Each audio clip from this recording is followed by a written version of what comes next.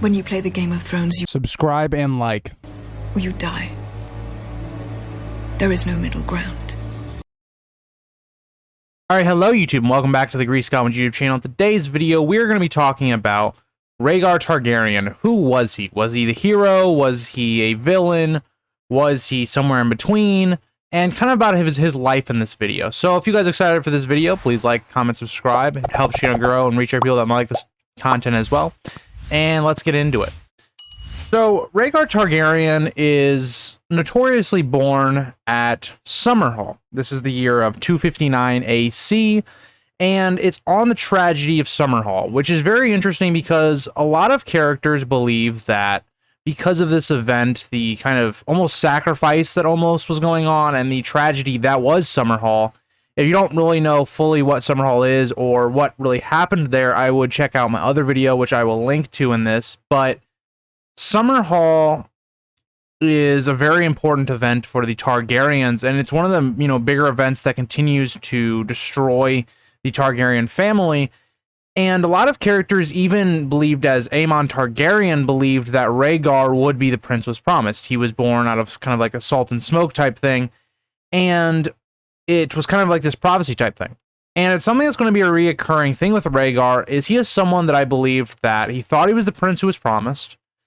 And then eventually, I think he started to realize that he wasn't, and he thought that his children, and that specifically his son Aegon, who may or may not be Fagon in the normal story, we are not sure. Now, something I want to talk about with Rhaegar, and I think the easiest analogy I can make to Rhaegar is somewhat of a kind of moody teen, like, guitar player, right? Where he's kind of got the good looks, all the women like him, he's got the beautiful voice, he's good at music, but he's also very kind of depressed, and he didn't seem like he found much enjoyment out of his life. So that's kind of why I draw that kind of comparison. And as we talk about Rhaegar, he was someone that at his early life was a very avid reader. He was someone who was kind of similar to Tyrion, where he really liked to read, and this is to me where I believe his whole idea of prophecy and the kind of three heads of the dragon and the prince who was promised kind of sprouted from. And I think for a while he believed that he was the prince that was promised, and I think for this reason he started to get into sword fighting. I think he wanted to be a good sword fighter when the time came, because up until in this early part of his life, he didn't really care about being a knight. He didn't care about swordplay. And then one day he kind of was just like, all right, it's time to get going. I'm going to be a swordman now, and let's get it going.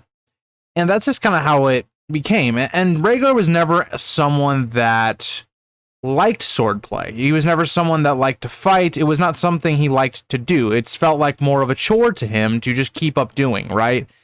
And I think that kind of goes into who Rhaegar was as a person, that he really didn't enjoy that stuff. While his characters like a Robert Baratheon or a Jaime Lannister loved that and kind of loved war, it was not the same for Rhaegar. Now, when I just say war, I don't mean maybe war for Jaime. I think Jaime more or less would be like, sword play and just having these tournaments and stuff like that.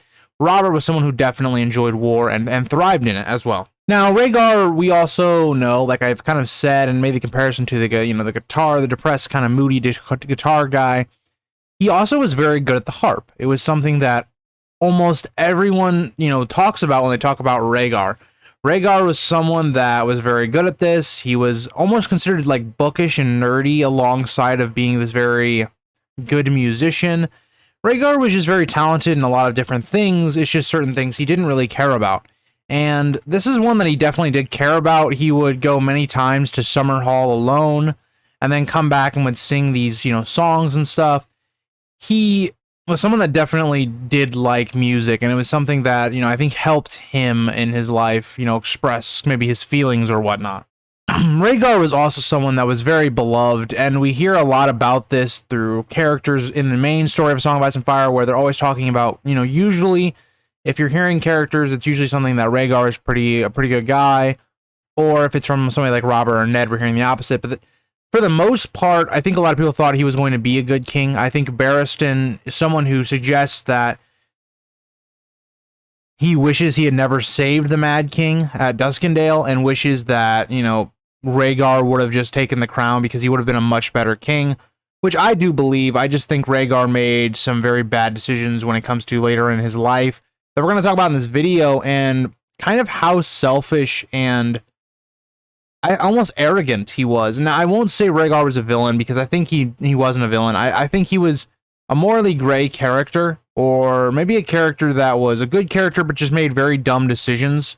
Kind of like how a lot of people view Catelyn, where a lot of people view her as being a morally good character, but she makes a lot of bad decisions. And then the next thing I really want to talk about is when we kind of skip through the relationship and kind of the early life of Rhaegar, because a lot of it was just focused on reading and getting more knowledgeable, and the harp kind of growing as a player in that regard, and kind of, you know, getting his swordplay up.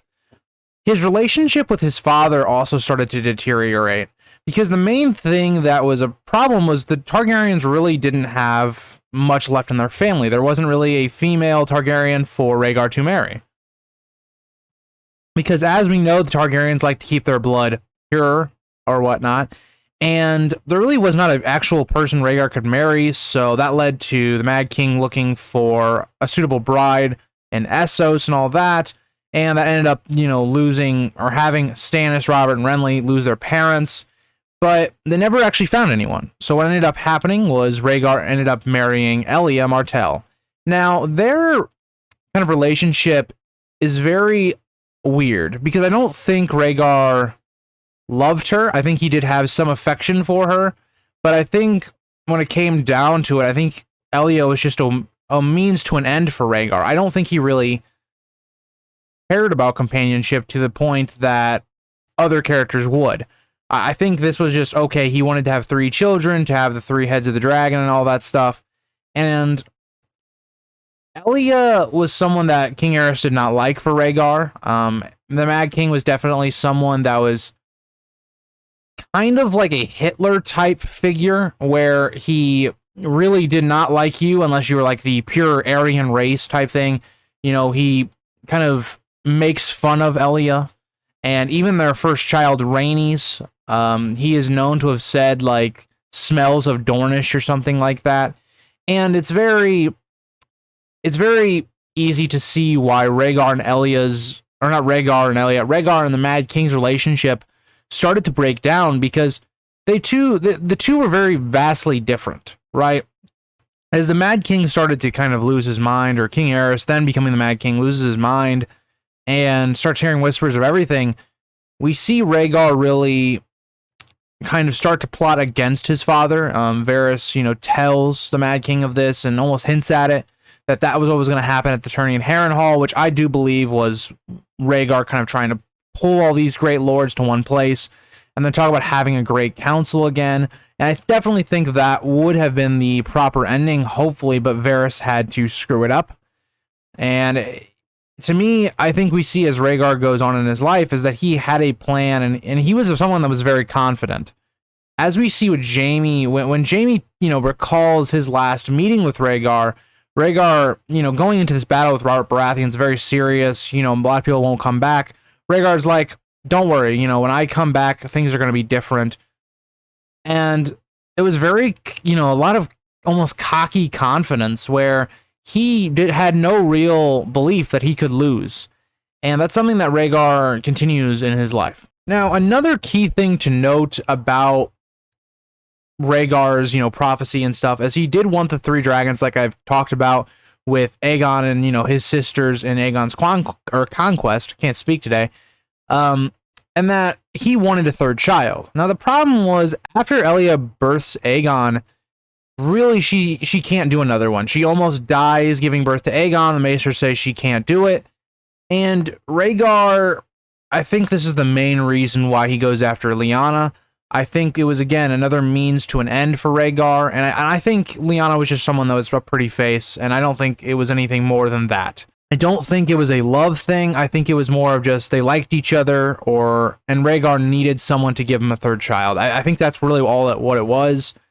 I'm not sure if they would have gotten married in how we see in the show, and how there was an annulment and all that.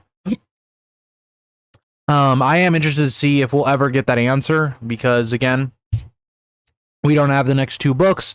Hopefully that is answered. I think it's one of the biggest questions that needs to be answered. If George doesn't want to give us the books, at least give us who Jon's parents are and kind of everything that happened to the Tower of the Hand, or the Tower of the Hand, Tower of Joy and all that stuff, because it's one of the biggest mysteries within the entire book series, and it's something we'll kind of talk about a little bit when we start getting into Robert's Rebellion with Rhaegar, but it's something that, for me, is really telling of Rhaegar. I don't really think he loved Lyanna. I think it was, again, kind of just, she was pretty or whatever in his eyes, and he was like, you know what, I need another, child, so this makes sense for him. Now, at this point, Rhaegar had actually started to shift his views on the prophecy. Like I've said, how he wanted the 3 dragons.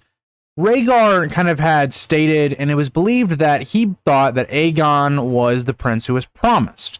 What's interesting is if this Aegon that we're being told by Varys and Illyrio in the main story is actually the real Aegon, it would be really interesting to see kind of how that dynamic would go with, and if Rhaegar was right in that scenario that he was the prince who was promised, it just ended out a lot differently than I think Rhaegar thought it was going to go.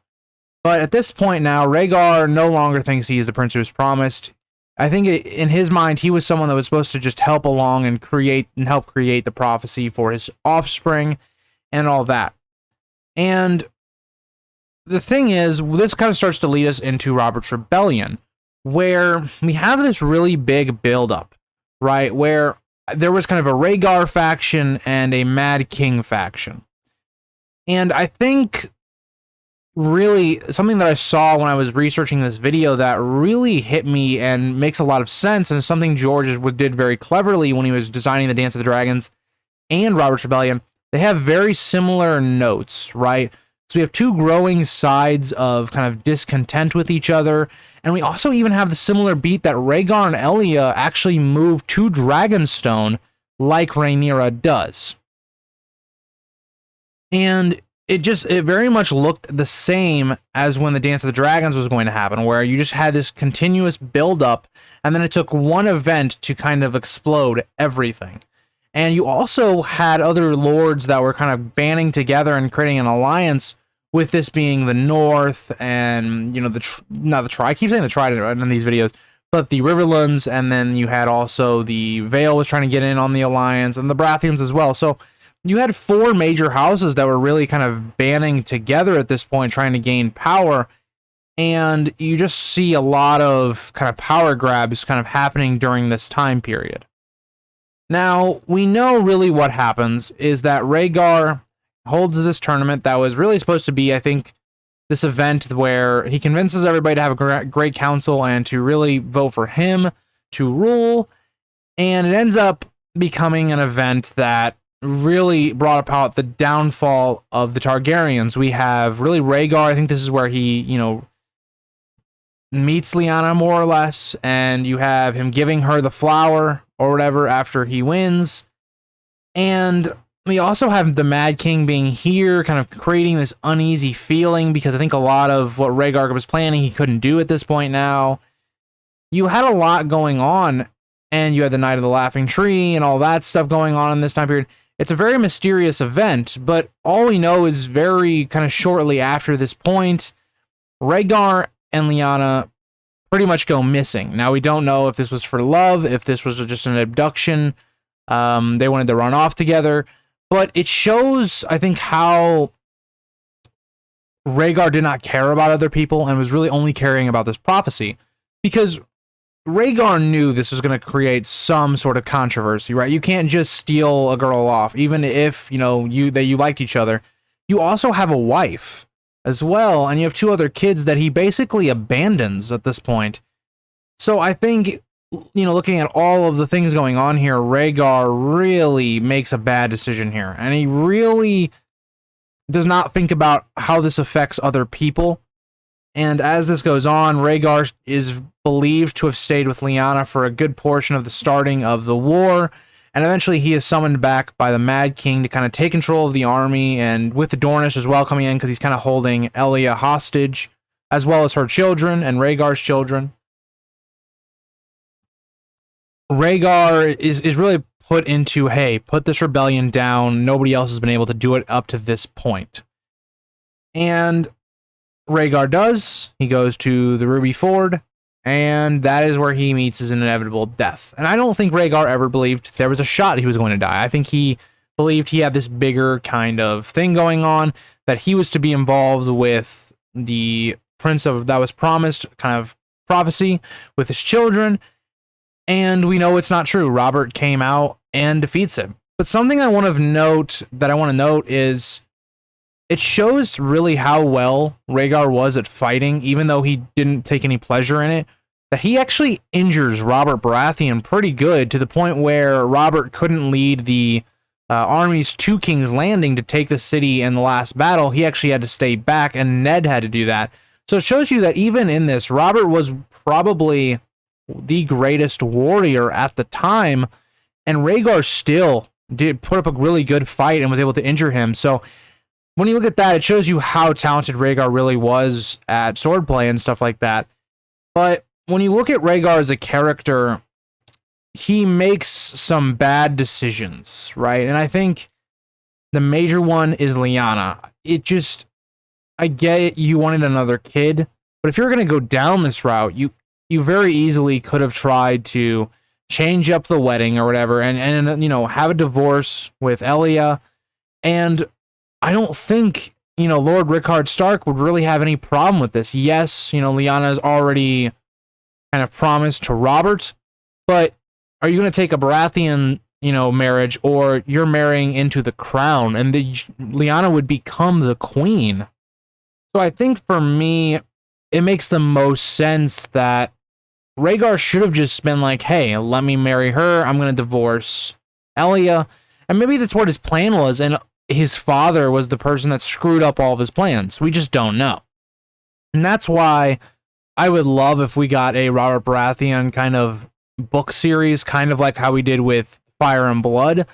I just don't think we ever will. I think you look at the amount of projects George is doing at the moment, and I really think he can't write those books until he finishes the story, because a lot of the things I think are going to be a big impact at the end of the story, like Jon's parentage and some of the other factors that can come into play, like Aegon as well. I think the problem is going to be he can't release those books because it would spoil major parts of Winds and Dream, which at this point, I don't even know if he's going to get those done.